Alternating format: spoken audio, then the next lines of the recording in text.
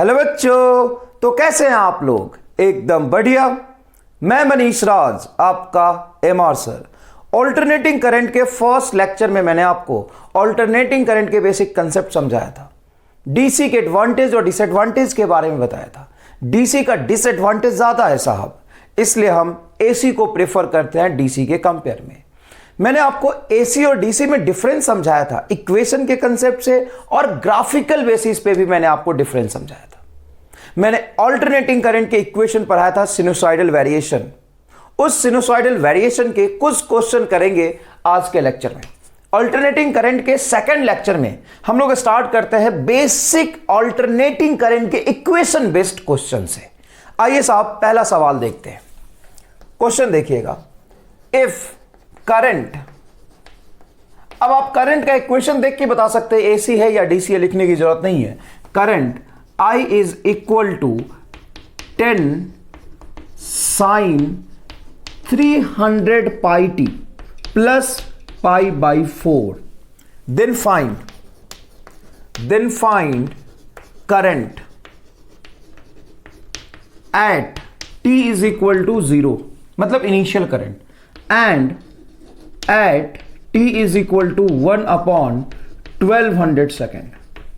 1/1200 second. बताइए ये AC current है या डीसी करंट है? बेटे ये सिनुसॉइडल वेरिएशन है। कुछ टाइम के लिए करंट का जो डायरेक्शन है वो पॉजिटिव में होगा, और फिर कुछ टाइम पीरियड के लिए करंट निगेटिव डायरेक्शन में फ्लो कर रहा होगा। एसी करंट का मतलब ये नहीं होता कि फ्लक्चुएटिंग करंट होना चाहिए। एसी करंट का मतलब है कि वो बाई डायरेक्शनल करंट होना चाहिए।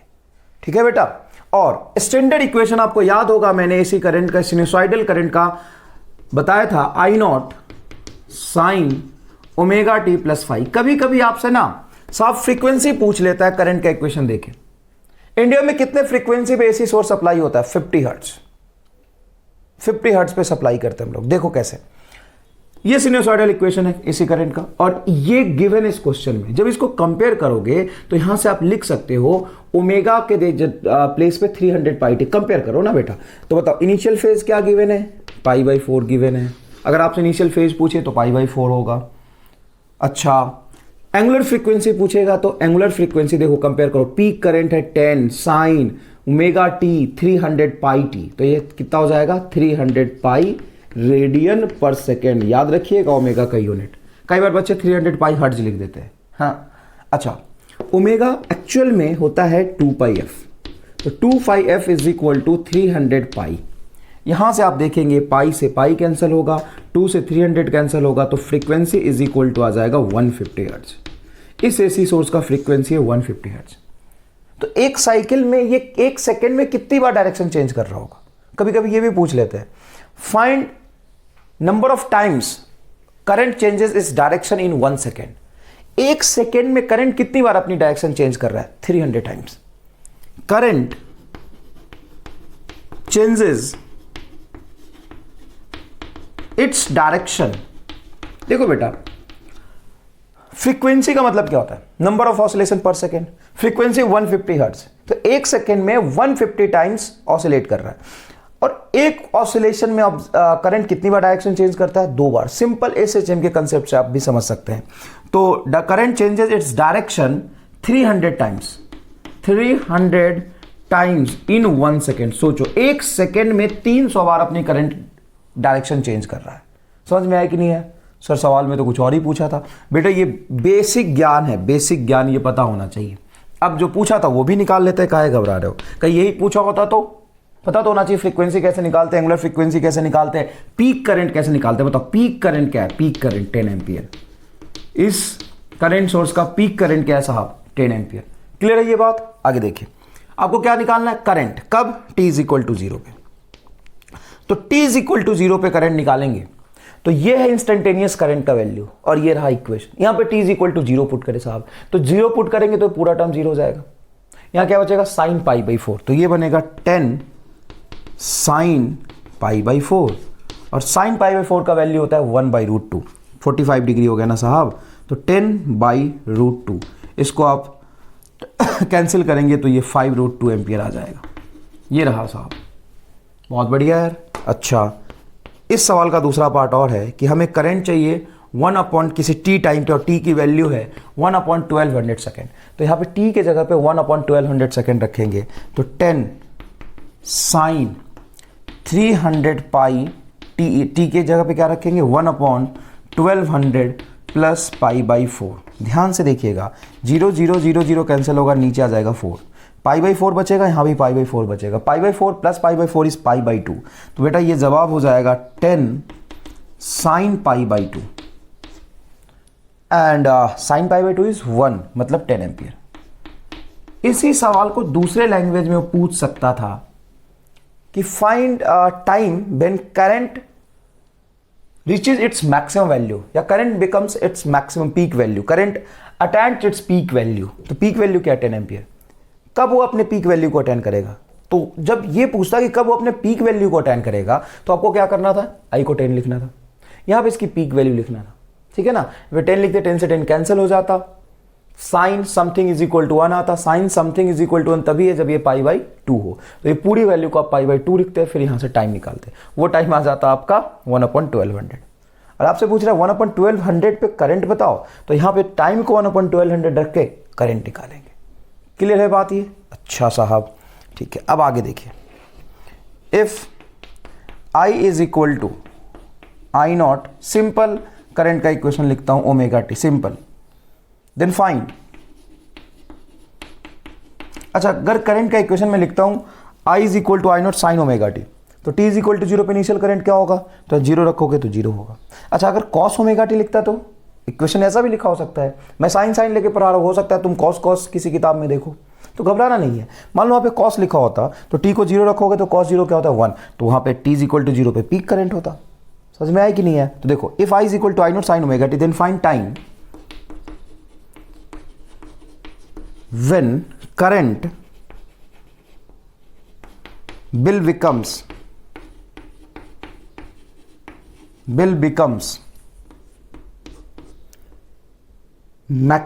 half of the maximum,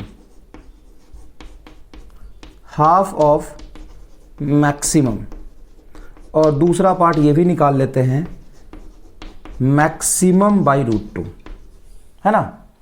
maximum by 2, half of the maximum का मतलब क्या होगा, मैक्सिमम बाई 2, और मैक्सिमम बाई रूट 2 कितने टाइम में होगा। तो देखो क्या करना है, आपको करंट का इक्वेशन गिवन है, हो सकता है ये करंट का इक्वेशन इसी तरह का कुछ दिया होता है, स्टैंडर्ड नहीं दिया होता, तो आप वहां पे टाइम किसी सेकेंड में न्यूमेरिकल वैल्यू में निकालते हैं। यहाँ पे टाइम ओमेगा के टर्म्स में या कैपिटल टी के टर्म्स में आएगा। ये क्या कह रहा है, करंट का इक्वेशन ये रहा साहब, टाइम बताइए जब current half of the maximum हो जाए। तो आपको कुछ नहीं करना, ये इंस्टेंटेनियस करंट गिवन है, यहाँ पे आई के जगह पे रख दीजिए I by 2 is equal to I naught, मतलब I naught by 2, maximum current का हाफ बोला था ना साहब, साइन ओमेगा टी, यहां से आई नॉट से आई नॉट कैंसिल हो जाएगा। अब sine theta is equal to 1/2 तभी पॉसिबल है जब ये पाई बाई 6 हो, सिंपल सी बात है, 30 डिग्री हो, साइन 30 डिग्री हाफ होता है, देखो ना, sine omega t is equal to half, मतलब ये पाई बाई 6 हो। समझ में आया? तो ओमेगा टी क्या हो जाएगा, पाई बाई 6। ओमेगा की वैल्यू आप लिख सकते हैं 2 pi by capital T is equal to pi by 6। यहाँ से पाई आप कैंसिल कर देंगे और कैपिटल टी निकालेंगे, तो कैपिटल टी आ जाएगा आपका, ध्यान से देखिएगा, कैपिटल टी यहाँ चला जाएगा और कैपिटल टी नीचे ना अपने को, तो अच्छा ये ओमेगा को 2 pi by T into small T रख दिया ना, तो स्मॉल टी रहे तो कैपिटल टी को यहाँ ले जाओ, 2 को नीचे ले आओ, तो कितने टाइम के बाद, तो स्मॉल टी टाइम है ना, तो टोटल टाइम जितने टाइम में करंट एक ऑसिलेशन पूरा करेगा बाई 12 ये आएगा। इसी तरीके से ये वाला टाइम निकालोगे, सेम कंसेप्ट से, इंस्टेंटेनियस करंट की जगह पे आई नॉट बाई रूट 2 रखोगे तो ये स्मॉल टी आ जाएगा बेटा कैपिटल टी बाई 8। ये सिंपल कैलकुलेशन आप कर सकते हैं, कोई खास बात नहीं, सिंपल कैलकुलेशन आप इस तरीके से कर सकते हैं सॉल्व। क्या आपको समझ आया यहाँ पे? बहुत बढ़िया। नेक्स्ट देखिए, नेक्स्ट क्वेश्चन देखिए बेटा, इस तरीके के कुछ न्यूमेरिकल क्वेश्चन आपको करना पड़ेगा, ठीक है ना। उसके बाद मैं आपको एवरेज और आरएमएस के कंसेप्ट को समझाऊंगा। लास्ट क्लास में भी थोड़ा समझाया था। If current I is equal to 10 sine omega T plus 5, current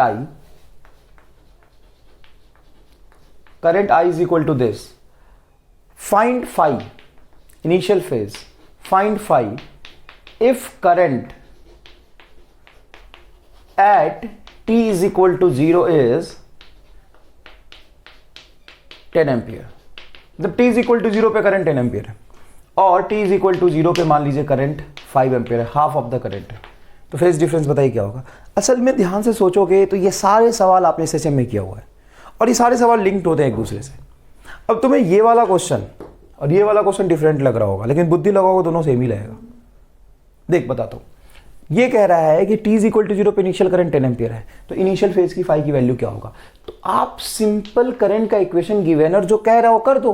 वो कह रहा है ना कि current at t is equal to 0 is 10 ampere, तो लिख दो करंट यहाँ पे इंस्टेंटेनियस करंट आई है वो 10 एम्पियर है। कब, जब टाइम 0 होता, तो 10 is equal to 10 sine t is equal to 0 रखो तो 0 हो जाएगा, ये बचेगा 5, 10 से 10 cancel, sine 5 is equal to 1, then 5 is equal to pi by 2। Simple answer आ गया साहब। सवाल से ज्यादा आसान तो सॉल्यूशन है इसका। अच्छा, अगर 5 एम्पियर हो तो पाई बाई 6, यहां से देख लो हिंट लेके, सोचो यहां से हिंट लेके देख लो, half of the maximum current कब हुआ था, पाई बाई 6 पे। तो देखो ये कह रहा है कि t इज इक्वल टू 0 पे करंट अगर 5 एम्पियर है, इंस्टेंटेनियस करंट का इक्वेशन है 5 ampere current is equal to 10 sine time 0 पे था, तो ये टाइम 0 रखो तो ये 0, ये 5 बचेगा। अब देखो यहाँ से ये कैंसिल होगा तो ये आ जाएगा 1/2। अब साइन 5 1/2 तभी पॉसिबल है जब 5 क्या होगा, पाई बाई 6 होगा। सिंपल सा कंसेप्ट है। क्या आपको ये समझ आया कि नहीं आया बताओ। तो AC हम पढ़ने जा रहे हैं, लेकिन AC पढ़ने से पहले आपको सिनुसॉइडल इक्वेशन का भरपूर ज्ञान होना चाहिए। अच्छा, कई बार ग्राफिकल क्वेश्चन ऐसे भी पूछते हैं बेटा, ढंग से देखिएगा। ग्राफिकल क्वेश्चन ऐसा भी पूछता है कि मान लीजिए साहब ये करंट वर्सेस टाइम का इक्वेशन है, सॉरी ग्राफ है। अब ग्राफ से करंट वर्सेस टाइम का इक्वेशन बनाइए, और ग्राफ ऐसा कुछ बनाया हुआ है, देखिएगा ध्यान से, ऐसा बनाया हुआ है।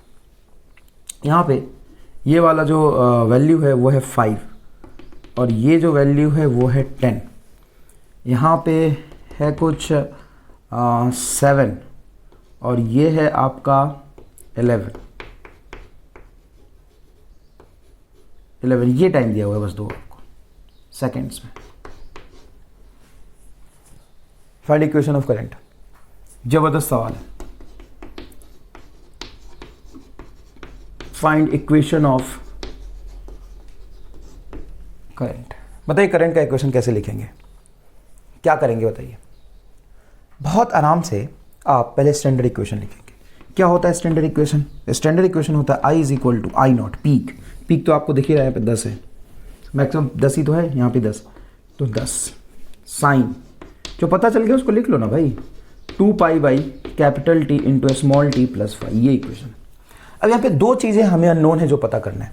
पाई ना, पाई तो फिक्स्ड होता है, स्मॉल t वो तो किसी भी t टाइम पे करंट बताया, कैपिटल T टाइम पीरियड, और ये इनिशियल फेज। इनिशियल फेज 0 नहीं है, इनिशियल फेज साइन के टर्म से 0 तब होता जब ये करंट 0 से स्टार्ट हो रहा होता। करंट कहाँ से स्टार्ट हो रहा है, तो ऊपर वाले सवाल से हिंट लो।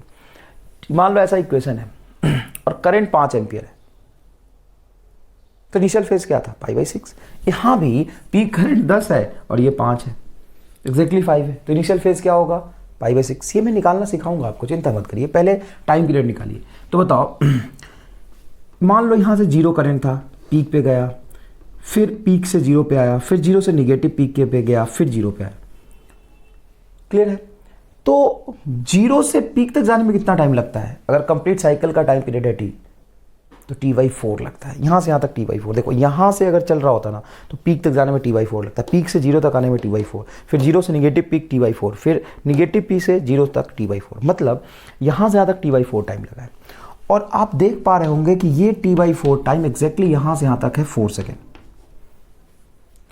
तो आपका जो नेट टाइम पीरियड होगा वो होगा 16 सेकेंड, मतलब आपको ये t16 मिल गया। तो आप इक्वेशन लिख लीजिए, I is equal to 10 sine 2 pi by 16t। आप कैंसिल कर लेंगे तो पाई बाई 8t आ जाएगा प्लस 5। अब ये करंट का इक्वेशन आपको मिल गया। यहाँ पे एक चीज़ और अननोन है, वो है आपका फाई। फाई कैसे कैलकुलेट करेंगे? बिल्कुल कैलकुलेट करेंगे, चिंता करने की जरूरत नहीं है। आप मुझे ये बताइए, आपको t इज इक्वल टू 0 पे करंट पता है? Yes. t is equal to 0 पे कितना करंट पता है? At t is equal to 0 current is 5 ampere. आपको पता है कि t इज इक्वल टू 0 पे करंट 5 एम्पियर है। तो जब यहाँ पे t is equal to 0 put करोगे तो ये करंट 5 एम्पियर एग्जैक्टली ग्राफ से पता है मुझे, तो ये 0, तो ये बनेगा sine phi is equal to 1/2, तो फाई क्या होगा, देन फाई हो जाएगा π/6 30 डिग्री। अब वहाँ पे फाई को π/6 रख दीजिए, स्टैंडर्ड कंप्लीट इक्वेशन आपका आ जाएगा। क्या आपको समझ आया बहुत अच्छे से ये कहानी? स्क्रीन पॉज करके इसको लिखें।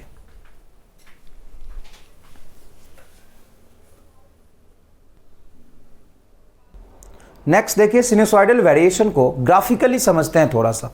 ग्राफिकली कैसे समझेंगे, देखिए मान लीजिए ये मैंने बनाया, अरे यार लाइट टेढ़ा बन गया थोड़ा, ये मैंने बनाया बेटा टी टाइम, और ये आपका sign omega t, sign omega T का ग्राफ टी के रिस्पेक्ट में बना रहा हूं, तो कुछ इस तरह का बनेगा, बिल्कुल बनेगा। अगर मैं आपसे पूछता हूं कि पीक करंट I0 है और निगेटिव पीक करंट हो जाएगा -I0, तो कितने टाइम में करंट अपने half of the maximum value को अटेंड करेगा? Half of the maximum value को कितने टाइम बाद अटेंड करेगा? ये अटेंड करेगा T/12।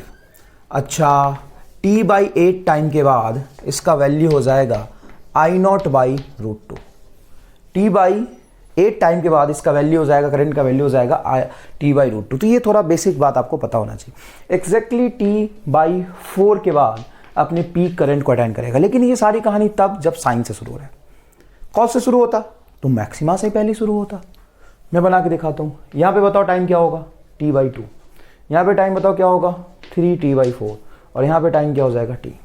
तो ये आपको कंसेप्ट पता होना चाहिए। अगर सिनुसॉइडल वेरिएशन ऐसा है, I is equal to I0 cos omega t, इसका ग्राफ बने साहब, तो सिंपल है, ये तो पता होना चाहिए आपको। आप कह रहे हो कि सर आप फिजिक्स पढ़ा रहे हो लेकिन आप तो पूरा मैथमेटिक्स में जा रहे हो, तो AC पढ़ने के लिए पहले आपको मैथमेटिकल एनालिसिस थोड़ा करना पड़ेगा।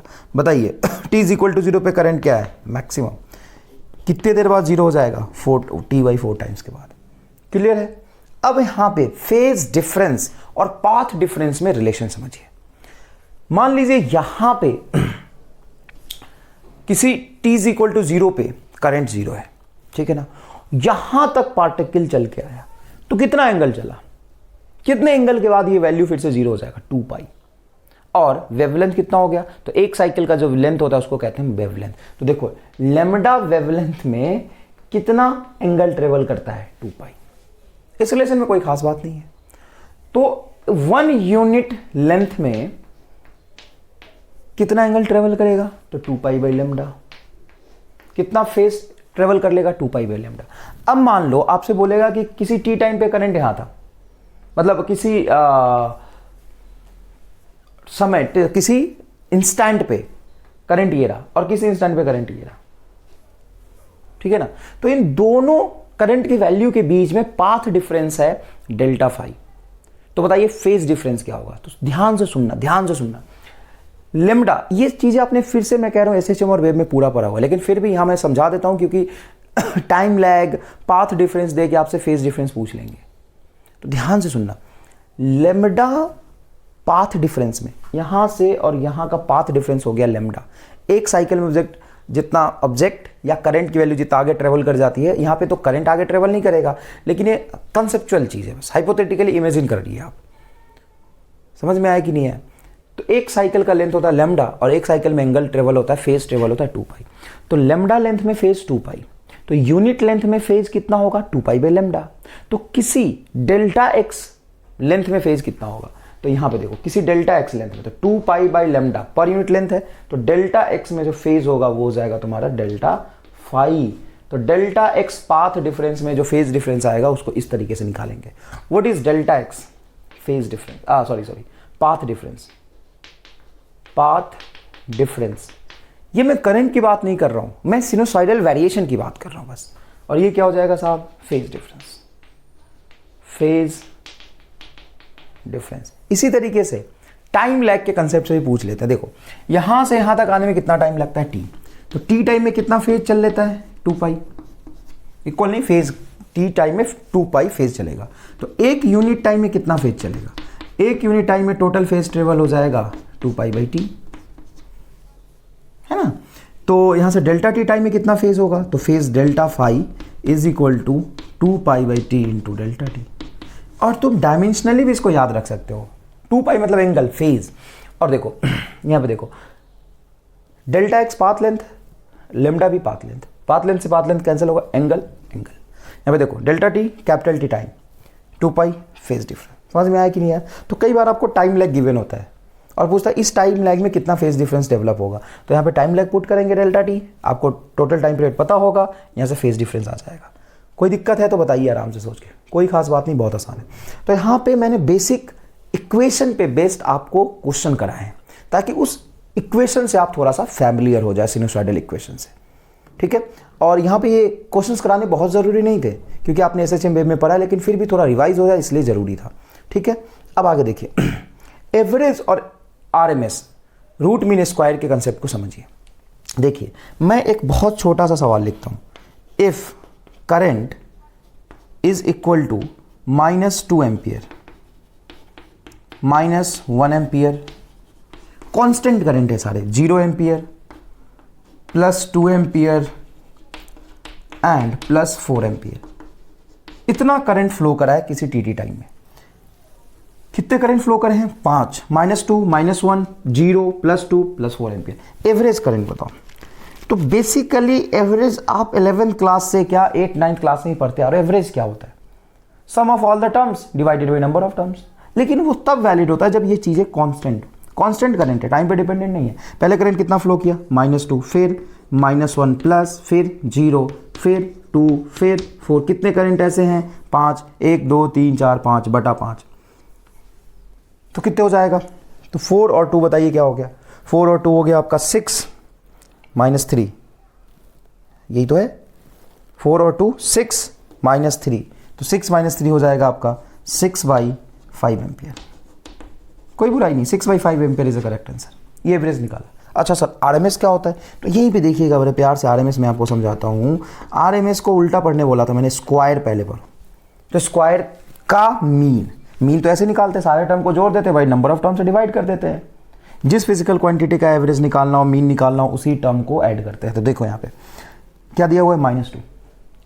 तो ये किसका मीन निकालना है मुझे? स्क्वायर का। तो स्क्वायर करोगे, -2 का स्क्वायर होगा 4, तो लिखोगे यहाँ पे 4 प्लस -1 का स्क्वायर होगा 1 प्लस 0 का स्क्वायर 0 होगा, 2 का होल स्क्वायर 4 होगा, प्लस 4 का होल स्क्वायर 16 होगा बटा 5। तो ये मैंने अभी आपको सिंपल ऐसा निकाला है, स्क्वायर का मीन निकाला है, रूट नहीं लगा रहा हूं अभी, सिंपल स्क्वायर का मीन निकाला है। तो स्क्वायर का मीन क्या हो जाएगा? देखो 20 प्लस 4 1 5, अरे वाह 25,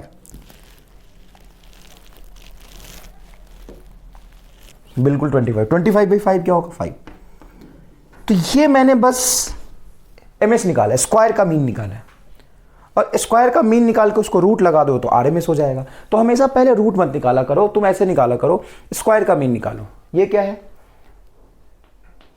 स्क्वायर का मीन, ठीक है ना, स्क्वायर का मीन, और इसमें रूट लगा दो तो ये हो जाएगा तेरा IRMS। तो आरएमएस में क्या होता है कि बच्चा घबरा जाता है कि पहले स्क्वायर भी कर दिया फिर रूट भी लगा दिया। तो कुछ मत करो, सिंपल एवरेज निकालने आता है, स्क्वायर का एवरेज निकाल लो, कैलकुलेट कर लो, बड़ी आंसर निकाल लो, फिर उस पर रूट लगा देना तो आरएमएस हो जाएगा। तो बताओ यहाँ पे साहब क्या होगा? √5 इज द करेक्ट आंसर। कोई खास बात नहीं। लेकिन ये तब आरएमएस और एवरेज का कंसेप्ट लगाया है जब वैल्यूज फिक्स्ड है। कभी कभी ऐसे भी सवाल पूछ लेते हैं, current 4 ampere 2 ampere 6 ampere 7 ampere है, बताइए एवरेज बता दीजिए। तो सारे करंट को जोड़ के नंबर ऑफ करंट से डिवाइड कर दो, सिंपल बात है। बट जब टाइम डिपेंडेंट हो करंट, जैसे मैं यहां पे लिखता हूं, if current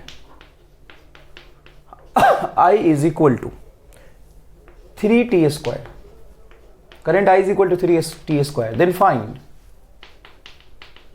find average and RMS in 2 second.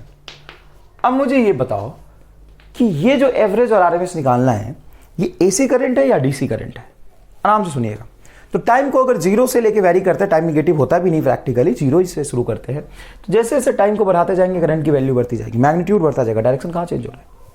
तो I is equal to 3t² is DC current. Sir DC में एवरेज और आरएमएस? हाँ, एवरेज और आरएमएस सिर्फ एसी का थोड़ी नहीं निकालते साहब, जहां भी करंट वेरिएबल होगा वहां पे एवरेज और आरएमएस का होगा। कई बार बच्चे मिसकंसेप्शन पाल लेते हैं कि एवरेज और आरएमएस सिर्फ एसी के लिए होता है। नहीं भाई, एवरेज तो हर उस टर्म के लिए डिफाइंड होगा जहां पे चीजें फ्लक्चुएटिंग है। एवरेज रन रेट नहीं निकालते हो क्या? कहाँ क्रिकेट में, कहां से अल्टरनेटिंग करंट आ गया? वहां भी तो एवरेज निकालते हो भाई। समझ में आया कि नहीं है? तो इसका एवरेज करंट बोलो। तो एवरेज करंट जब चीजें वेरिएबल हो तो कैसे निकालेंगे? तो आई एवरेज, ध्यान से देखिएगा, आई एवरेज दो तरीका है। Total flow of charge, total charge divided by total time. क्या ये भी एवरेज करंट होगा? हाँ, ये तो करंट का बेसिक डेफिनेशन है, instantaneous current D Q by D T और average current delta Q by delta T. ये तो आपने पढ़ा था। अच्छा, इसी डेल्टा क्यू को कैसे लिखा जा सकता है? Integration of I into D T, और इस डेल्टा टी को लिख सकते हैं इंटीग्रेशन ऑफ डी टी। तो जिस चीज का आपको एवरेज निकालना हो उसी का इंटीग्रेशन टाइम के रिस्पेक्ट में कर दो, फिर टाइम के साथ इंटीग्रेशन के साथ डिवाइड कर दो। अच्छा, ऐसा नहीं करते हो, I average I into D T लिख रहे हो तो गलत होगा ना साहब। इधर करंट है तो इधर करंट का डायमेंशन होना चाहिए ना। देखो आई डी टी से कैंसिल हो जाए। अरे कैंसिल मतलब डायमेंशनली। क्लियर है ये बात? अब सुनिएगा ध्यान से। तो ठीक है, निकाल लीजिए आई एवरेज क्या होगा। आई है 3t² रख दीजिए यहाँ पे, 3t² into D T divided by integration of D T. बहुत बढ़िया साहब, इंटीग्रेशन ऑफ डी टी। क्या मैं 3 को बाहर निकाल लूँ? बिल्कुल, 3 को बाहर निकाल लीजिए। t² का इंटीग्रेशन होगा t का पावर 3/3, 3 से 3 कैंसिल होगा, क्या बचेगा बोलो? टी क्यूब बटा डी टी का इंटीग्रेशन टी। लिमिट रखो 0 से 2, या लिमिट रखो 0 से 2, बोलो 2 का क्यूब 8, और नीचे रखोगे 2, 4 एम्पियर। क्या आ गया साहब? 4 एम्पियर। ये क्या निकाला आपने? एवरेज। अब मैं क्या करता हूं, स्क्वायर का एवरेज निकालता हूं। स्क्वायर एवरेज मर्जी। मैं सिर्फ क्या चाहता हूं, जो करंट गिवन है उसका एवरेज तो मैंने निकाल लिया, करंट के स्क्वायर का एवरेज क्या होगा? तो सिंपल करंट का स्क्वायर कर दो। ये रहा मैथमेटिकल, ये है ना करंट, आई स्क्वायर कर दो। स्क्वायर का एवरेज क्या होगा? I square into D T divided by integration of D T. जिसका एवरेज करना चाहते हो, डी टी का स्क्वायर थोड़ी ना होगा भाई। तुम किसका एवरेज करना चाहते हो? आई स्क्वायर का। आई स्क्वायर का एवरेज निकालना चाहते हो तो आई स्क्वायर रखो यहाँ पे। आई स्क्वायर रखोगे तो ये क्या होगा? 9 टी का पावर 4, टी का power 4 into D T divided by integration of D T. T का पावर 4 का इंटीग्रेशन अब करेंगे आप, तो टी का पावर 5/5, तो ये हो जाएगा 9/5 टी का पावर 5 बटा डी टी का इंटीग्रेशन, टी कैंसिल करो, टी का पावर 4, तो टी का पावर 4 लिमिट 0 से 2 तक। तो 2 का पावर 4 क्या हो जाएगा आपका? 16। ठीक है, तो 16 मल्टीप्लाई 144 बटा 5, ऐसा कुछ आ जाएगा। तो अभी आरएमएस नहीं आया है, आपने स्क्वायर का एवरेज निकाला है। और ढंग से सुनना, स्क्वायर का एवरेज निकाला, उसका रूट कर दो, वो क्या हो जाएगा? आई आरएमएस। आई आरएमएस क्या होता है? Square mean root value. Root mean square को उल्टा करो, पहले क्या किया? स्क्वायर किया, फिर उसका मीन ले लिया। देखो स्क्वायर किया और उसका मीन निकाल लिया हमने। अब उसको रूट लगा देंगे तो हो जाएगा आरएमएस। बताओ, इसको रूट लगा दोगे तो root under 144/5, 12/√5 is a correct answer. 12/√5 is a correct answer. क्या आपको समझ आया? तो ये डीसी करंट का था। ऐसे बहुत सारे क्वेश्चन हो सकते हैं। आई इज इक्वल टू 2/3t, इसका एवरेज बताइए, आरएमएस बताइए, निकाल लेंगे आप, कोई खास बात नहीं। अच्छा, सिनुसॉइडल का आरएमएस और एवरेज निकालने के लिए आपको साइन थीटा का एवरेज वैल्यू पता होना चाहिए। क्या आपको साइन थीटा का एवरेज वैल्यू पता है? साइन थीटा का एवरेज वैल्यू होता है ना full cycle, full cycle is equal to 0। ये बहुत इंपॉर्टेंट है, आपको याद रखना पड़ेगा। क्यों? एवरेज कभी कभी इस याद रखना, एवरेज ना लिख के एरो लिखा होता है, इस एरो का मतलब भी एवरेज ही होता है। ठीक है ना? साइन थीटा या सिंपल हो कॉस थीटा, या ऐसा हो average of sine theta into cos theta, multiply में sine theta into cos theta, इन सब का एवरेज क्या होता है? 0। क्यों होता है एवरेज 0? आरएमएस के बारे में बाद में बात करेंगे, पहले एवरेज देखते हैं। एवरेज इनका 0 होगा फुल साइकिल में। फुल साइकिल का मतलब है यहां से लेकर के यहां तक एवरेज 0 होगा। ऐसा क्यों होता है? तो दो तरीके से मैं आपको समझाता हूं। साइन थीटा का एवरेज निकालना है तो साइन थीटा का इंटीग्रेशन करो, जिसका एवरेज निकालना है उसी का इंटीग्रेशन करोगे टाइम के रिस्पेक्ट में। तो यहां पे रख दोगे तुम, क्या करोगे? Sign theta into D T divided by integration of D T. अब इस sign theta into D T का इंटीग्रेशन फुल साइकिल में 0 से t तक करोगे, 0 से t तक करोगे, तो इसका इंटीग्रेशन 0 से t के रिस्पेक्ट में क्या आ जाएगा? 0। दूसरा है ग्राफिकली समझो, साइन थीटा का आपको क्या करना है? एवरेज लेना है। एवरेज का मतलब क्या होता है? इंटीग्रेशन, और इंटीग्रेशन का ग्राफिकल मीनिंग एरिया। बहुत सारी बातें हो गई, ध्यान सुना। एवरेज मतलब इंटीग्रेशन, एवरेज मतलब इंटीग्रेशन। किसका इंटीग्रेशन? जिसका एवरेज निकालना है। किसका एवरेज निकालना है? साइन थीटा का। तो साइन थीटा का इंटीग्रेशन करना है, और इंटीग्रेशन मतलब एरिया अंडर द कर्व। तो यहां से यहां तक एरिया अंडर द कर्व लोगे तो इसका पॉजिटिव एरिया, इसका नेगेटिव एरिया, तो टोटल फुल साइकिल में एरिया क्या हो जाएगा? 0। समझ में आया? मैं भी इंटीग्रेशन करके प्रूव कर दूंगा, लेकिन ये बात तो बहुत कॉमन है यार, और तुमने एसएचएम में यूज नहीं किया है क्या? बिल्कुल किया है। तो साइन थीटा का या कॉस थीटा का या sign theta into cos theta का फुल साइकिल, मैं बार बार बोल रहा हूं, फुल साइकिल में एवरेज वैल्यू क्या होगा? सुन, एवरेज मतलब integration, average means integration, average means integration, और इंटीग्रेशन का ग्राफिकल मीनिंग होता है एरिया अंडर द कर्व। तो साइन थीटा हो, कॉस थीटा हो, या sign theta into cos theta हो, फुल साइकिल में, कंप्लीट एक साइकिल में एवरेज वैल्यू उसका क्या होगा? 0। हाफ साइकिल में निकालेंगे, हाफ साइकिल में 0 नहीं होगा, क्योंकि हाफ साइकिल का मतलब यहां से यहां तक एरिया 0 नहीं है, लेकिन पूरे साइकिल में एरिया क्या है? 0 है। समझ में आई? ये स्क्रीन पॉज करके बेटा फटाफट ये लिखिए। ये बात आपको याद रखना है, sine theta and cos theta का एवरेज वैल्यू फुल साइकिल में होता है 0। देखिए बेटा, मैंने आपको समझा भी दिया है, ये average value of sine theta cos theta in full cycle is 0। याद रखिएगा बेटा इसको। हाफ साइकिल में क्या होता है साहब? निकालते चलो, साइन थीटा का एवरेज वैल्यू इन हाफ साइकिल। एक बात बताइए, हाफ साइकिल का मतलब क्या हो गया? ये देखिए ग्राफ है, किसका ग्राफ है बेटा? Sign omega T versus T का। साइन थीटा वर्सेस थीटा का ग्राफ नहीं है, ध्यान दीजिएगा। साइन थीटा वर्सेस थीटा का ग्राफ नहीं है, sign omega T versus T का ग्राफ है। यहां पे एक देखिए ओमेगा फैक्टर एक्स्ट्रा है, ठीक है ना। यहां पे कंप्लीट साइकिल होता है टी का, यह हाफ साइकिल हो गया t/2 का। हाफ साइकिल किसका हो गया? t/2 का। अब ध्यान दीजिएगा, क्या t/2 को मैं ओमेगा के टर्म्स में भी लिख सकता हूं? बिल्कुल लिख सकता हूं। क्या आप नहीं जानते हैं ओमेगा इज इक्वल टू होता है 2π/t। तो t/2 को क्या लिख सकता हूं? देखना भाई, यहां से इसको उल्टा कर ले, t/2 को π/ω लिख सकते हैं, t/2 को क्या लिख सकते हैं? π/ω। तो मैं टाइम t/2 लिखूं या π/ω लिखूं, एक ही बात है। अब चलो एवरेज निकालते हैं। अभी तक जब हम फुल साइकिल के एवरेज की बात कर रहे थे, एवरेज मतलब क्या होता है?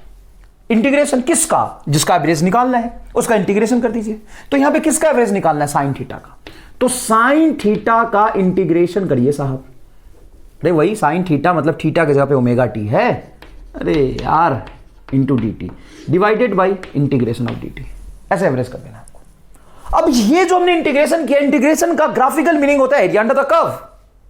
तो डायरेक्ट यहां पे एरिया अंडर द कर्व ले सकते हैं। अगर फुल साइकिल के लिए इंटीग्रेशन करें तो जितना एरिया पॉजिटिव साइकिल में बन रहा है उतना ही एरिया नेगेटिव साइकिल में बन रहा है। इसीलिए यहां पे लिखा है average value of sine theta and cos theta separately and cos theta is 0 in a full cycle. Sign theta into cos theta का भी एवरेज वैल्यू क्या हो जाता है फुल साइकिल में? 0। क्लियर है ये बात? बहुत बढ़िया सर। अब आओ ढंग से देखो, मुझे हाफ साइकिल में चाहिए था, फुल साइकिल में तो चाहिए ही नहीं। मतलब मुझे यहां से यहां तक चाहिए, यहां से यहां तक चाहिए, मतलब हाफ साइकिल में 0 से t/2 तक या π/ω। t/2 रखूं या π/ω रखूं, एक ही बात है, ध्यान दीजिएगा इस बात को प्लीज। π/ω dt का इंटीग्रेशन क्या होगा साहब? t, और t के जगह पे क्या रखूंगा? π/ω।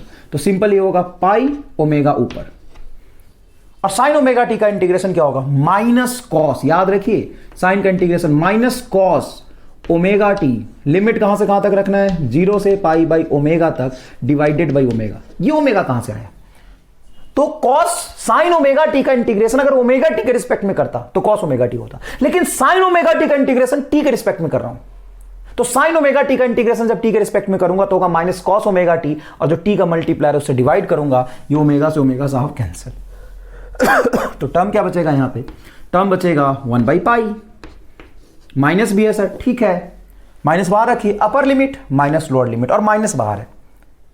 तो जब भी एक्सप्रेशन में माइनस और जब आप लिमिट पुट करना है तो पहले लोअर लिमिट पुट कर दो, माइनस एनिलेट हो जाएगा। क्यों? क्योंकि minus upper limit minus lower limit, minus से मल्टीप्लाई करोगे तो अपर लिमिट माइनस में आएगा, लोअर लिमिट प्लस होगा। तो लोअर लिमिट पहले रख दो, तो लोअर लिमिट रखोगे तो cos 0, और अपर लिमिट रखोगे तो cos ओमेगा। टी की वैल्यू क्या रखोगे? π/ω। ओमेगा से ओमेगा कैंसिल, cos π इज -1, और खुद यहां पे माइनस है और -1, तो क्या हो जाएगा 1, और cos 0 भी 1, तो क्या आएगा बेटा बोलो? 2/π। 2/π इज द करेक्ट आंसर। यहां पे लिख लेता हूं 2 बाई पाई। तो बताओ साइन थीटा का एवरेज वैल्यू हाफ साइकिल में क्या होता है? 2 बाई पाई। अच्छा सर, ये जो साइन थीटा का एवरेज वैल्यू आपने हाफ साइकिल में निकाला है, मैं तो डायरेक्ट निकाल सकता था। वाह बेटा, मास्टर मैं हूं, मुझे ही पढ़ा रहे हो क्या? बिना इंटीग्रेशन के हाफ साइकिल का एवरेज वैल्यू निकाला जा सकता है? बिल्कुल। कैसे? तो देखिएगा ध्यान से। एवरेज का मतलब क्या है? इंटीग्रेशन। इंटीग्रेशन मतलब व्हाट? एरिया। तो इसका एरिया निकाल दो, इसका एरिया निकाल दो हाफ साइकिल। बट एरिया कितना होता है? तो याद करिए, sine theta cos theta basic math में मैंने पढ़ाया था। इसका एरिया होता है 1/4 साइकिल का 1, तो ये 1, तो ये होगा 2, ये -1, इसलिए ऊपर +2 नीचे -2 कैंसिल हो जाता है। यहां से यहां तक एरिया होगा 2। लेकिन वो तब जब graph sine theta versus theta का हो, sign omega T versus omega T का हो। ये ग्राफ किसका है? T versus omega T. एक ओमेगा कम है यहां पे। समझ में आया कि नहीं आया? इसीलिए देखो ना बेटा, यहां पे ग्राफ सिर्फ टी का है, ओमेगा टी का नहीं है। तो इसलिए एक ओमेगा, अगर ओमेगा टी होता तो इसका एरिया 2 आता, और सिर्फ टी है तो इसका एरिया आएगा 2 बाई ओमेगा। तो यहां से यहां तक का जो एरिया होगा वो 2 बाई ओमेगा होगा। तो चुपचाप एरिया लिख दो 2 बाई ओमेगा। एरिया जो इंटीग्रेशन हुआ डिवाइडेड बाई एवरेज क्या होता है? By interval. इंटरवल यहां से यहां तक पाई बाई ओमेगा, तो इसको लिख दो पाई बाई ओमेगा। ओमेगा से omega cancel, 2 by pi is the correct answer. मजा आया कि नहीं आया बोलो? ये हमने सेपरेटली साइन थीटा और कॉस थीटा का एवरेज वैल्यू देखा है half cycle and full cycle में। अब साइन स्क्वायर थीटा की बात करते हैं। तो सबसे पहले मैं ग्राफ बनाना चाहूंगा sign square omega T versus T का। कैसा बनेगा ग्राफ? तो साइन थीटा में ग्राफ नीचे चला जाता है, बट साइन स्क्वायर थीटा में ग्राफ ऊपर ऊपर ही घूमेगा। ग्राफ क्या होगा? ऊपर ऊपर ही घूमेगा, स्क्वायर हो जाएगा इसका। तो नेगेटिव का भी स्क्वायर क्या हो जाएगा? पॉजिटिव। हाफ साइकिल मतलब t/2 is equal to pi by omega. Pi by omega time है बेटा ये, और यहां भी होगा ये होगा आपका टोटल टाइम t। देखो ना, ओमेगा को रखो 2 पाई बाई टी, तो टी ऊपर, पाई से पाई कैंसिल हो जाएगा। देखो 2 पाई बाई टी, तो 2 पाई, पाई से पाई कैंसिल, 2 यहां रहेगा, टी ऊपर चला जाएगा t/2। तो देखो t/2। अब मुझे इसका एवरेज वैल्यू निकालना है। अब तुम ये बताओ कि जब मैं साइन स्क्वायर ओमेगा टी का एवरेज वैल्यू निकालता हूं, तो सबसे पहला सवाल, क्यों निकालूं? मैं इसमें इंटरेस्टेड क्यों हूं? तो साइन स्क्वायर ओमेगा टी के एवरेज वैल्यू में मैं इसलिए इंटरेस्टेड हूं कि करंट और वोल्टेज यहां पे सिनुसॉइडल होगा, और जब करंट वोल्टेज सिनुसॉइडल वेरिएशन होगा, साइन थीटा के टर्म्स में होगा, तो मुझे एक तो निकालना पड़ेगा एवरेज। तो साइन थीटा और कॉस थीटा का एवरेज हमें पता हो चल गया फुल साइकिल में और हाफ साइकिल में। हाफ साइकिल में बोलो 2 बाई पाई, फुल साइकिल में बोलो 0। लेकिन जब मैं आरएमएस निकालूंगा, तो आरएमएस का मतलब क्या होता है? स्क्वायर का एवरेज, बाद में रूट लगा लेना, वो होगा आरएमएस। तो स्क्वायर का एवरेज, तो साइन थीटा का एवरेज जब निकालूंगा तो साइन स्क्वायर थीटा का भी एवरेज चाहिए हमें, तो साइन स्क्वायर थीटा का average. But sign square theta का एवरेज एक खास बात है कि या तो फुल साइकिल में निकालो या हाफ साइकिल में निकालो, साइन स्क्वायर ओमेगा टी का एवरेज सेम आएगा। क्यों? क्योंकि हाफ साइकिल और फुल साइकिल में वेरिएशन तो सेम है। अरे भाई, यहां से यहां तक का पैटर्न और यहां से यहां तक का पैटर्न सेम है। 2020 के मैच में 10 ओवर में 50 रन बने, अगले 10 ओवर में 50 रन बने, तो एवरेज निकालोगे तो सेम ही आएगा ना, आधे मैच का या पूरे मैच का, क्योंकि वेरिएशन का पैटर्न सेम है, तो एवरेज सेम होगा। इसीलिए आरएमएस जब निकालने के लिए आपसे बोला जाएगा ना, इसका मतलब जो निगेटिव वी वैल्यू जा रहा है वो पॉजिटिव में चला जाएगा। तो याद रखिएगा, सिनुसॉइडल वेरिएशन या square wave variation, saw tooth wave, triangular wave variation अभी मैं पढ़ाऊंगा, इसमें आरएमएस पूछेगा ना, तो बताएगा नहीं कि हाफ साइकिल का पूछ रहा है या फुल साइकिल का पूछ रहा है, वो सिर्फ आपसे पूछेगा आरएमएस। आरएमएस हाफ साइकिल और फुल साइकिल का सेम होता है। चलिए सर निकालिए तो पहले, तो अपने को साइन स्क्वायर ओमेगा टी का एवरेज निकालना है। चलो, एवरेज मतलब क्या होता है? इंटीग्रेशन। इंटीग्रेशन किसका?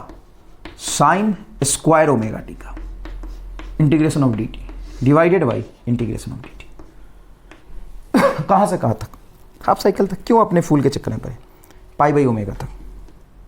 कहां तक बेटा? 0 से पाई बाई ओमेगा, 0 से पाई बाई ओमेगा, ठीक है ना। साइन स्क्वायर ओमेगा टी का एवरेज निकालो, आरएमएस नहीं निकाल रहा हूं मैं, ये स्क्वायर का एवरेज निकाल लो, और स्क्वायर का एवरेज निकाल के रूट लगा दूंगा तो आरएमएस होगा। ध्यान रखिएगा, साइन स्क्वायर ओमेगा टी का इंटीग्रेशन क्या होगा? तो इसको चेंज करना पड़ेगा, 1 minus cos 2 omega T into D T. क्या सही है? बिल्कुल सही नहीं है, एक 2 का फैक्टर और आता है यहाँ पे। 2 साइन स्क्वायर ओमेगा टी होता है 1 माइनस cos 2 ओमेगा टी। सही बोल रहा हूँ कि गलत बोल रहा हूँ, ये वेरीफाई कर लो पहले। देखो मैं वेरीफाई कर देता हूँ, चिंता मत करो।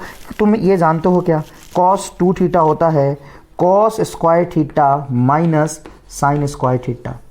यहाँ पे इसको मैं लिखूंगा 1 minus 2 cos square theta, sorry 1 minus sign square theta. 1 cos square theta को 1 माइनस साइन स्क्वायर थीटा लिखूंगा, तो 1 माइनस साइन स्क्वायर थीटा, तो ये 1 माइनस 2 साइन स्क्वायर थीटा हो जाएगा। तो 1 minus 2 sine square theta, minus 2 sine square theta को इधर ले आता हूँ, cos 2 थीटा को उधर ले जाता हूँ, तो 2 sine square theta is equal to होगा। लेकिन यहाँ पे तो 2 था नहीं, तो 2 से मल्टीप्लाई और डिवाइड कर लीजिए। 2 से मल्टीप्लाई और डिवाइड करेंगे तो यहाँ पे बटा 2 आ जाएगा बस। 2 से मल्टीप्लाई 2 से डिवाइड ले कर देता हूँ, 2 से मल्टीप्लाई 2 से डिवाइड, तो 2 साइन स्क्वायर ओमेगा टी को तो ये लिख लिया, बटा 2 एक रह जाएगा। और यहाँ पे dt का इंटीग्रेशन होगा पाई बाई ओमेगा, तो इसको लिख लीजिए पाई, ओमेगा ऊपर चला जाएगा। ये आया साहब यहाँ तक। अब इसका इंटीग्रेशन करना है, इसको अभी इंटीग्रेशन थोड़ी ना किया, नीचे इंटीग्रेशन कर दिया, dt का इंटीग्रेशन t, लिमिट रख दिया तो पाई बाई ओमेगा आ गया। अब यहाँ पे जब आप इंटीग्रेशन करेंगे 0 से पाई बाई ओमेगा तक, है ना, 0 से पाई बाई ओमेगा तक जब आप इसका इंटीग्रेशन करेंगे, चलिए इंटीग्रेशन करिए साहब।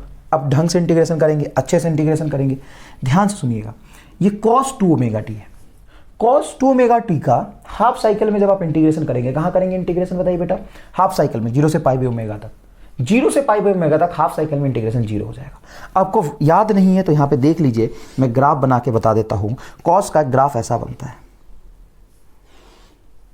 तो ये 0, ये 1/4 साइकिल ही हाफ साइकिल, तो जितना हाफ साइकिल में नीचे एरिया बन रहा है उतना ही cos का ग्राफ यहाँ से शुरू होता है ना साहब, तो ये वाला इंटीग्रेशन आपका हो जाना है 0,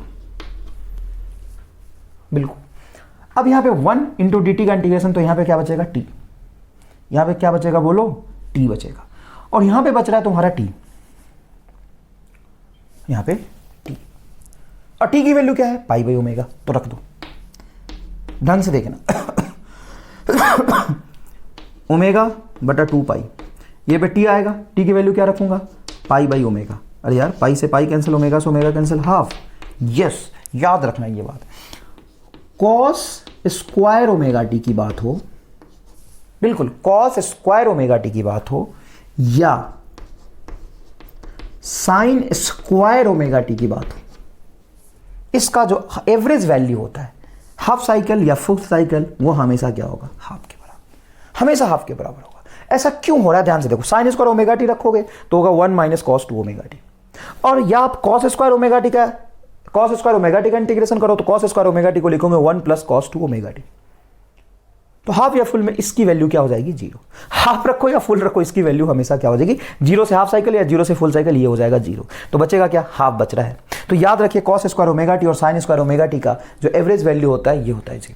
अब असल में आपको चलना है वोल्टेज और करंट के सिनुसाइडल वेरिएशन में एवरेज और आरएमएस निकाल ले। आइए अब यहां पे सवाल देखिए, फटाफट होगा, ये कंसेप्ट समझना बहुत जरूरी है पहले। अब सवाल फटाफट होगा, देखना। Voltage V is equal to V naught sine omega t. अब साहब करंट अगर सिनुसाइडली वेरी कर रहा है तो वोल्टेज भी तो कर सकता है, अरे करके सकता है, करेगा ही। किसी सर्किट में अगर करंट सिनुसाइडली वेरी कर रहा है तो वोल्टेज भी करेगा। तो V is equal to V naught sine omega t. Find V average in full cycle. पहला सवाल, V average in half cycle, और थर्ड VRMS। जैसे आपसे VRMS पूछता है आप क्या कहेंगे, सर ये VRMS हाफ साइकिल का है या फुल साइकिल का है? रामलाल अभी समझाया, सिनुसाइडल वेरिएशन में हाफ साइकिल और फुल साइकिल का VRMS सेम होगा। चलो चलो फटाफट अब सॉल्व करते हैं, चलो। सबसे पहला V एवरेज फुल साइकिल। अब यहां पे आपको क्या करना है कि जिस तरीके से यहां पे आपने साइन थीटा का फुल साइकिल में वैल्यू देखा हुआ 0 है, आपको यहां पे V एवरेज किसका निकालना है, V का। V is equal to V naught sine omega t, V naught is constant, तो वी नॉट बेटा बाहर आ जाएगा और सिंपल आपको साइन ओमेगा टी का एवरेज निकालना है। अरे भाई इसका एवरेज मतलब इसका एवरेज, इधर एवरेज V एवरेज, उधर एवरेज वी नॉट, बाहर साइन ओमेगा टी का एवरेज 0 फुल साइकिल में, तो जवाब 0, आंसर आ गया। अब मुझे करने की जरूरत नहीं, कंसेप्ट सीख लिया मैंने। एक एक सवाल बिना कैलकुलेशन के डायरेक्ट आंसर। देख भाई, V एवरेज हाफ साइकिल क्या होगा जवाब? अच्छे सोच के बताओ, हाफ साइकिल में क्या होगा जवाब? बहुत आसान है, बहुत आसान है, सुनो ध्यान से। वी नॉट कांस्टेंट बाहर, और साइन ओमेगा टी हो या कॉस ओमेगा टी हो, उसका हाफ साइकिल में वैल्यू होता है 2/पाई, 2/पाई, 2/पाई, तो 2/पाई, तो 2v0/पाई इज अ करेक्ट आंसर। 2v0/पाई is a correct answer. Average value in a half cycle. Why are बहुत इजी, बहुत easy. V R M S, अब सुनना ध्यान से, वी आर एम एस क्या है? तो स्क्वायर का एवरेज लिखो पहले, स्क्वायर का एवरेज लिखो पहले, उसके बाद उसका रूट लगा देना। स्क्वायर का एवरेज, और स्क्वायर का एवरेज का मतलब क्या है? स्क्वायर का एवरेज रूट लगा रहने दो, तो वी आर एम एस क्या होगा? स्क्वायर का एवरेज मतलब वी नॉट, वी स्क्वायर मतलब वी नॉट का whole square sine omega T, तो वी नॉट का whole square into average of sine square omega t. Sine square omega T का average बोलो क्या होता है? हाफ। तो यहां पे रखेंगे आप 1/2, 1/2 वी नॉट का होल स्क्वायर बाहर जाएगा तो वी और 2 का रूट √2, तो क्या हो जाएगा बोलो? v0/√2 answer. कोई खास बात नहीं है, मैंने पहले ही आपको दो तरीके से एवरेज निकाल दिया था हाफ साइकिल में, 2 तरीके से निकाल दिया। एरिया के कंसेप्ट से डायरेक्ट निकाला था, यहां पे देखिए। साइन स्क्वायर ओमेगा टी का भी एवरेज वैल्यू मैंने आपको सिखा दिया है, साइन स्क्वायर ओमेगा टी का भी एवरेज वैल्यू मैंने आपको सिखा दिया है, इसलिए सिखाया कि आगे के सवाल में कोई दिक्कत ना हो। अब एक बढ़िया सवाल करता हूं जिसमें बच्चे को कंफ्यूजन होता है। If I is equal to 10 sine omega T plus π/6, omega T plus π/6। चलो साहब, अब बताओ आप, क्या बताऊं बोलो? अब बताओ इसका एवरेज वैल्यू ना full cycle 0। I average in a full cycle is 0. Okay, I average in a half cycle sir, full half, full में 0, हाफ में क्या होगा? तो देखो, साइन ओमेगा टी हो या साइन π/6 हो, अगर पूरे हाफ साइकिल की बात करोगे तो तुम यहां पे omega T plus initial phase से क्या फर्क पड़ता है? इसको मानो साइन थीटा, और साइन थीटा अगर है तो बताओ एवरेज क्या होता है हाफ साइकिल का? 2, जिसका निकाल रहा हो उसका पीक वैल्यू v0/पाई, तो ये क्या होगा? 2 I0 की वैल्यू बोलो 10/पाई, ये आंसर होगा। RMS बहुत इजी है, देखो बेटा अच्छे से, IRMS पीक बाई √2। जब इस पैटर्न में ना सिंपल एक सिनुसाइडल फंक्शन हो, यहाँ पे कोई एडिशन नहीं है, कॉम्प्लेक्स सवाल बाद में करेंगे, सिंपल 10 साइन ओमेगा टी, तो पीक क्या है? 10। क्या था बोलो? क्या था बोलो? पीक बाई √2, तो ये हो जाएगा तुम्हारा 10/√2 is a correct answer. Ampere लगा दो। समझ में आया कि नहीं आया? RMS is peak by √2। अरे भाई ये v0/√2 है, तो v0 क्या था? Peak by √2। समझ में आया? स्क्रीन पॉज करके ये पूरा लिखे। नेक्स्ट क्वेश्चन देखिएगा बेटा, कुछ ऐसा वेरिएशन अगर है करंट का, I is equal to 4 + 5 sine omega t, 4 + 5 sine omega t. अब मुझे इसका एवरेज RMS निकालना है, तो सबसे पहले अगर मैं I एवरेज आपसे पूछता हूं फुल साइकिल में, तो क्या बोलेंगे? फुल साइकिल में एवरेज निकालने के लिए इस टर्म का एवरेज प्लस इस टर्म का एवरेज लिखेंगे। तो देखिए 4 का एवरेज प्लस 5 कांस्टेंट है बाहर, एवरेज किसका लेंगे? वेरिएशन किसका है? साइन ओमेगा टी का। आप कहेंगे सर ये 4 भी तो कांस्टेंट है। हाँ, तो कांस्टेंट का एवरेज लोगे तो कांस्टेंट ही होता है, वो 4 ही के इक्वल होगा, प्लस 5। अब एक बात बताइए, अब फुल साइकिल में साइन ओमेगा टी का एवरेज वैल्यू क्या होता है? 0। तो साहब ये टर्म हो जाएगा आपका 0, तो 5 × 0, तो ये हो गया 0, आंसर आएगा 4 ampere is a average current in a full cycle. बिल्कुल सही जवाब है। अच्छा, अगर I एवरेज आपसे पूछता है हाफ साइकिल का, तो क्या करेंगे? तो हाफ साइकिल में 4 का एवरेज लेंगे, इसका एवरेज मतलब इस टर्म का average, plus 5 sine omega T का एवरेज लेंगे। साइन ओमेगा टी का एवरेज लेंगे हाफ साइकिल में, तो हाफ साइकिल में इसकी वैल्यू होती है, याद करिए 2/पाई, याद करिए साइन ओमेगा टी का हाफ साइकिल में एवरेज 2/पाई। 4 तो कांस्टेंट है 4 प्लस 5 इंटू 2/पाई, ये आएगा आपका जवाब। चलिए अब RMS निकालते हैं। तो रूट मीन स्क्वायर निकालने के लिए अपन क्या करेंगे? स्क्वायर करेंगे पहले, उसका एवरेज निकाल देंगे, मतलब अपन I स्क्वायर का एवरेज निकालेंगे पहले। आई स्क्वायर का एवरेज निकालिए चुपचाप। तो आई स्क्वायर का एवरेज मतलब इस पूरे टर्म का स्क्वायर का एवरेज, आई की जगह पे यही तो है, तो इसका स्क्वायर करेंगे तो ये हो जाएगा, पहला टर्म होगा 16 plus A square plus B square. B square क्या होगा बोलो, 25 sine square omega T plus 2ab, 2a की वैल्यू बोलिए 4, b की वैल्यू बोलिए 5 साइन ओमेगा टी। क्लियर है, स्क्वायर कर दिया फुल साइकिल में, और हाफ साइकिल में सेम ही आएगा, आप जानते हैं। स्क्वायर करिए इसका स्क्वायर कर दिया सर। अब इसका एवरेज ले लीजिए, स्क्वायर करके एवरेज लेंगे तो इसका average sign square omega T का एवरेज, फिर इसका साइन ओमेगा टी का एवरेज। अब जानते हैं साइन ओमेगा टी का एवरेज क्या हो जाएगा, 0। साइन ओमेगा टी का एवरेज क्या हो जाएगा, 0। सिंपल टर्म है साइन ओमेगा टी। अच्छा, साइन स्क्वायर ओमेगा टी का एवरेज क्या होता है, साइन स्क्वायर ओमेगा टी का एवरेज होता है फुल साइकिल में हाफ, या हाफ साइकिल में भी हाफ, तो ये वैल्यू आएगा यहाँ से हाफ, तो ये हो गया 16 प्लस 25/2, 16 प्लस 25/2। ये देखिए ना बेटा, 25 इसका एवरेज वैल्यू होगा हाफ। ये हो गया आपका आई स्क्वायर का एवरेज। आपको क्या चाहिए था, IRMS, मतलब स्क्वायर का एवरेज, फिर उसका रूट लगा दो, मतलब रूट लगा दो स्क्वायर का एवरेज निकाल के, मतलब इस टर्म का रूट। तो रूट अंडर 32 प्लस 25, 32 प्लस 25/2, ये आंसर आ जाएगा। इसी पे बेस्ट न्यूमेरिकल सवाल अगर आप ढंग से देखें तो इस पे सवाल कैसे पूछे जाते हैं, तो आपसे ऐसा सवाल पूछेगा, if I is equal to I1 plus I2 sine omega t. चलिए देखिए साहब, बताइए इसका RMS वैल्यू, IRMS। तो IRMS निकालेंगे तो आपको पता है IRMS क्या होने वाला है, इसका स्क्वायर का एवरेज प्लस इसके स्क्वायर का एवरेज। तो इसके स्क्वायर का एवरेज I1 ही होगा, कांस्टेंट है। इसका स्क्वायर का एवरेज मतलब I1 का होल स्क्वायर होगा। RMS निकाल रहे हो ना, तो स्क्वायर करोगे पहले, इसका स्क्वायर का एवरेज लोगे।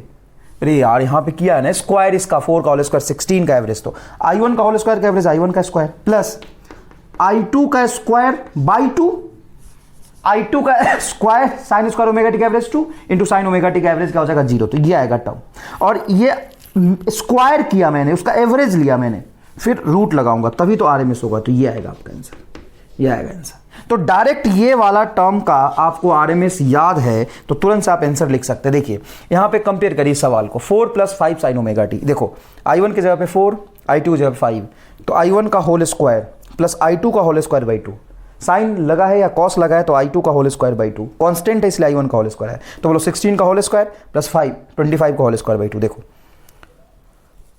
ये तो है 16 प्लस 25/2 का रूट लगाऊंगा ना RMS निकालने के लिए। समझ में आया कि नहीं है? अच्छा, इसी का अगर आपसे एवरेज पूछता, अच्छा सिंपल एवरेज लिखा होगा ना तो आप फुल साइकिल का ही समझेंगे। सिंपल एवरेज लिखा होगा तो फुल साइकिल का समझेंगे। साइन ओमेगा टी का फुल साइकिल में एवरेज 0 हो जाएगा, तो ये बचेगा सिर्फ I1। क्लियर है क्या ये बात? आगे देखिए इस पे सवाल और कैसे पूछे जा सकते हैं। सवाल बेटा ऐसे पूछे जा सकते हैं कि if I is equal to I1 sine omega t, ध्यान से समझिएगा please, I1 sine omega T plus I2 cos omega t, I1 sine omega T plus I2 cos omega t. बताइए साहब इसका एवरेज। तो सिर्फ अगर आपसे एवरेज पूछ रहा है तो बाय डिफॉल्ट आप फुल साइकिल का समझेंगे, और फुल साइकिल का एवरेज लेंगे तो एवरेज का मतलब क्या होता है, एरिया, उसी सॉरी एवरेज का मतलब होता है इंटीग्रेशन। किसका इंटीग्रेशन? जिसका एवरेज ले रहे हो, किसका एवरेज ले रहे हो इसका, तो इसका इंटीग्रेशन करो, डिवाइडेड बाई किसके रिस्पेक्ट में, टाइम के रिस्पेक्ट में इसका इंटीग्रेशन करो, divided by integration of time. जब टाइम के रिस्पेक्ट में इसका इंटीग्रेशन करोगे फुल साइकिल में, कुछ ना लिखा हो तो क्या मानते हैं फुल साइकिल में, तो I1 बाहर, साइन ओमेगा टी का इंटीग्रेशन फुल साइकिल में 0, कॉस ओमेगा टी का इंटीग्रेशन फुल साइकिल में 0, तो आंसर क्या होगा 0। सर हाफ साइकिल में बताओ, हाफ साइकिल में नहीं बता सकते। ऐसे सवाल आपसे हाफ साइकिल में कभी पूछेगा ही नहीं। क्यों नहीं पूछेगा सर? इसलिए क्योंकि हाफ साइकिल मतलब फुल साइकिल का आधा, लेकिन फुल साइकिल असल में आप स्टार्ट कहाँ से करोगे इस बात पे भी डिपेंड करता है। देखो मैं थोड़ा सा ड्रॉ करके रफ में बताता हूँ। साइन का ग्राफ बेटा ये होता है, तो एग्जैक्टली 0 से हाफ साइकिल तक का इसका एवरेज हो जाएगा 2/π, लेकिन कॉस का एवरेज हाफ साइकिल अगर आप यहां से यहां तक लेते हो तो क्या हो जाएगा, हाफ साइकिल होगा 0 से इस हाफ साइकिल तक, इसका एरिया हो जाएगा 0। फुल साइकिल में तो इसका भी एरिया टोटल 0 और इसका भी टोटल एरिया 0। लेकिन मान लो मैं हाफ साइकिल कहता हूं कि मैं हाफ यहां से यहां तक लूंगा, तो साइन वाला 0 होगा और कॉस वाला यहां से यहां तक हाफ में 0 नहीं होगा। तो असल में आप हाफ साइकिल डिफाइन कहीं से भी कहीं तक कर सकते हो। फुल साइकिल मतलब पूरा फुल, जहां से शुरू किया वहां पे खत्म करोगे। तो जब कुछ ना लिखा हो तो फुल साइकिल ही पूछते हैं। इस तरह के कॉम्बिनेशन में अगर आपसे एवरेज पूछ रहा है हाफ साइकिल का, तो डिफाइन करेगा कि कहां से कहां तक लेना है, वरना वो हाफ साइकिल नहीं पूछ सकता, गड़बड़ हो जाएगा मामला। तो कुछ ना लिखा हो तो क्या मानेंगे आप, फुल साइकिल का एवरेज। और आरएमएस तो स्क्वायर कर दोगे तो निगेटिव वैल्यू भी ऊपर चला जाएगा, तो उसमें हाफ साइकिल में कैलकुलेट करो, फुल साइकिल में कैलकुलेट करो, सेम ही आता है। तो अगर आपसे पूछ रहा है आरएमएस मतलब स्क्वायर करो, मीन लो, स्क्वायर करके मीन लो, किसका, आई का, तो स्क्वायर करो तो क्या होगा, ये ढंग से सोचना, I1 का whole square sine square omega T plus I2 का whole square cos square omega t. मैं क्या कर रहा हूं, स्क्वायर कर रहा हूं। रूट मीन का मतलब ही होता है कि स्क्वायर करके एवरेज लो पहले, और जो आएगा उसका रूट लगा देना, तभी तो होता है रूट मीन स्क्वायर। अरे स्क्वायर करके एवरेज निकाल लो। अब तुमने स्क्वायर किया हुआ है, एवरेज निकाल लिया, अब उसका रूट लगा दो। तो सुनो, plus 2I1 I2 cos omega T into sine omega T. क्या मैंने सही लिखा है, बिल्कुल, A square plus B square plus 2ab। अब आपको क्या करना है, एवरेज लेना है। तो आई स्क्वायर कांस्टेंट बाहर, साइन ओमेगा टी का एवरेज, कॉस ओमेगा टी का एवरेज, और यहाँ पे sign omega T into cos omega T का एवरेज। कुछ ना लिखाओ, फुल साइकिल मानेंगे, फुल साइकिल में एवरेज लेंगे, इसका वैल्यू होगा हाफ। तो ये आएगा बेटा I1 का होल स्क्वायर, ये आएगा आपका I2 का होल स्क्वायर प्लस इसका एवरेज होगा 0। बेटा प्लीज ढंग से, अच्छा सॉरी I1 का होल स्क्वायर और साइन स्क्वायर ओमेगा टी का एवरेज 2, और I2 का whole square cos square omega T का एवरेज 2। मैंने पहले ही प्रूफ कर चुका है इसका, sine square omega t cos square omega T का एवरेज होता है 2। क्या मैंने आरएमएस निकाल लिया ना, मैंने सिर्फ स्क्वायर का एवरेज निकाला। तो यहां पे लिखो एवरेज ऑफ स्क्वायर, मैंने किया आई को स्क्वायर और उसका निकाल दिया एवरेज। अब मुझे आरएमएस चाहिए, तो आई आरएमएस क्या होता है, रूट अंडर स्क्वायर का एवरेज, आई स्क्वायर का एवरेज। आई स्क्वायर किया, फिर एवरेज निकाल दिया, फिर उसका रूट लगा दूंगा तो आरएमएस आ जाएगा। इसका रूट लगा दो, तो इसका रूट लगा दो, तो इसका रूट हो जाएगा I1 का होल स्क्वायर प्लस I2 का होल स्क्वायर। 2 चाहो दोनों में डिनोमिनेटर में, तो एलसीएम ले सकते हो। रूट अंडर I1 का होल स्क्वायर प्लस I2 का होल स्क्वायर। एग्जाम्पल देखिए प्लीज, सवाल समझिए। If I is equal to 3 sine omega T plus 4 cos omega t, average और आरएमएस बताइए। ध्यान से सुनिएगा, अगर ये क्वेश्चन है तो इसका जो एवरेज होगा वो 0 होगा। क्यों 0 होगा, क्योंकि कांस्टेंट तो है नहीं, 3 sine omega T plus 4 cos omega T है। देखो एवरेज मतलब फुल साइकिल का, और फुल साइकिल का एवरेज साइन ओमेगा टी का और कॉस ओमेगा टी का 0 हो जाएगा, तो ये इसका एवरेज 0 होगा। आरएमएस क्या होगा, तो आई आरएमएस। अब सुनना, आरएमएस याद रख लो इस वाले टर्म का जनरलाइज वैल्यू। इसका पीक का होल स्क्वायर 3 का होल स्क्वायर 9 प्लस 4 का होल स्क्वायर 16/2, 25/2 मतलब 5/√2 इज अ करेक्ट आंसर। और अगर आपको एसएचएम आता है, बेटा ढंग से सुनिएगा, अगर आपको एसएचएम और वेव आता है, क्योंकि मैं 12th क्लास में पढ़ा रहा हूँ एसी, तो थोड़ा बहुत मान के चलता हूँ कि एसएचएम और वेव आता है, तो याद करो 3 sine omega T plus 4 cos omega T का नेट एक्सप्रेशन क्या आएगा।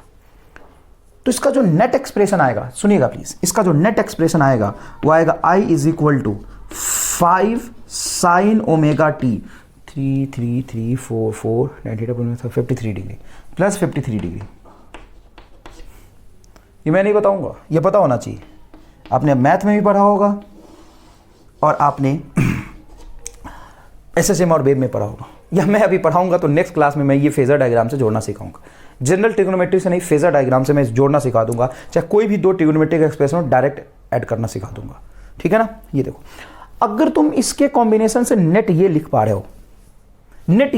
हो, तो डायरेक्ट आप आरएमएस लिख सकते हो। एवरेज तो देखो यहां से देख लो, एवरेज अच्छे से देखना बेटा, एवरेज देखो क्या होगा 0। क्यों, क्योंकि 5 बाहर होगा, sign omega T plus 53 degree, ये तो साइन थीटा ही हुआ ना, इसका फुल साइकिल में एवरेज क्या होगा 0। अब अगर आरएमएस लिखना चाहते हो, ये नया सवाल नहीं है, साहब, इसी का ये पार्ट है, सेम सवाल है, दोनों एक्सप्रेशन सेम है। अब अगर आरएमएस निकालोगे तो ध्यान से सुनना, आरएमएस मतलब पीक बाई √2, सिनुसाइडल वेरिएशन का पीक बाई √2, पीक क्या है 5/√2, ये आएगा जवाब आरएमएस का। देख यहाँ पे जवाब क्या है 5/√2, यहाँ पे क्या है 5/√2। कुछ तो बुझाया होगा। अब एक सवाल मैं लिखता हूं, जिसका मैं आंसर बताऊंगा, सॉल्यूशन नहीं बताऊंगा। तुम्हें समझना है, जबरदस्त सवाल है, कॉम्पिटेटिव एग्जाम में पूछ लेते हैं कभी कभी ऐसा। I इज इक्वल टू, ध्यान से देखना, 2 sin omega T plus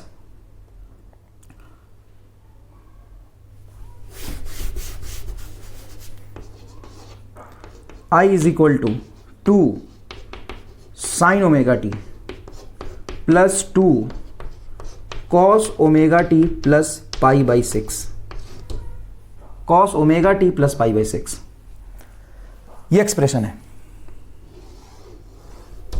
find IRMS। Average की तो बात ही नहीं होती, फुल साइकिल में इसका भी एवरेज 0 होगा। RMS बताओ, और मेन AC में काम का क्या है, RMS। चलो RMS बताओ। दो करंट जोड़ दिए, I is equal to 2 sin omega T plus 2 cos omega T plus pi by 6। RMS क्या होगा? अब यहां पे आप इसको इस तरीके से नहीं लिख सकते। अब आप ऐसा नहीं एज्यूम कर सकते सर sin ओमेगा टी का मल्टीप्लाई 2 तो आयोन की जगह पे 2 और cos ओमेगा टी है तो ये 2। नहीं बेटा, यहाँ पे समझना वो जो फैक्टर है वो cos omega T plus pi by 6 है, वो सिर्फ cos ओमेगा टी नहीं है। फिर क्या करेंगे? तो फिर आप इन दोनों टर्म को जोड़ के SHM का कंसेप्ट लगाओ, फेजर का लगाओ, ट्रिग्नोमेट्री का लगाओ, एक एक्सप्रेशन निकालो और उसका जो पीक होगा बटा √2 कर दो। अब इसको मैं अगर जोड़ूंगा ना तो क्या आएगा मैं बताता हूँ तुम्हें। नहीं बताऊंगा, बोला था नहीं बताऊंगा। 2 by √2 is equal to √2 ampere is a correct answer. अब तुम AC के किसी भी क्वेश्चन, ये क्वेश्चन तुम्हारे BM शर्मा का भी है। अब BM शर्मा ने इसका सॉल्यूशन पूरे 7-8 लाइन में किया है। बढ़िया सवाल मानते इसको, 7-8 लाइन में किया है। ऐसा ही सवाल है, ट्रिग्नोमेट्री का कंसेप्ट यूज़ किया, फिर RMS का कंसेप्ट यूज़ किया, फिर आंसर निकाला।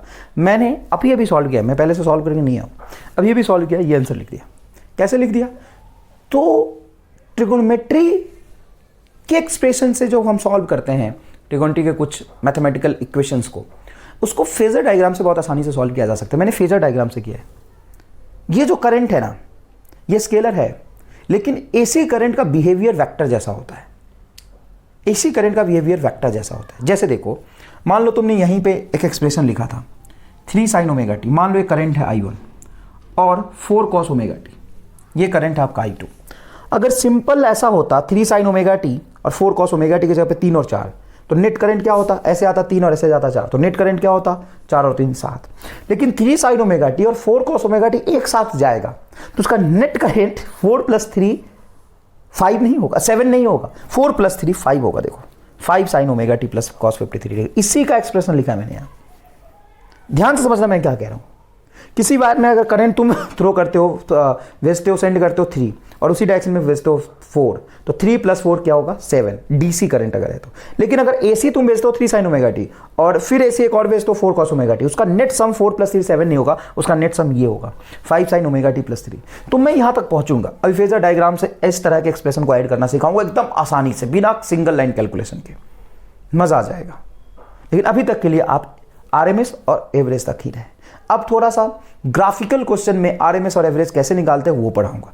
क्लियर है? ये स्क्रीन पॉज करके लिखिए।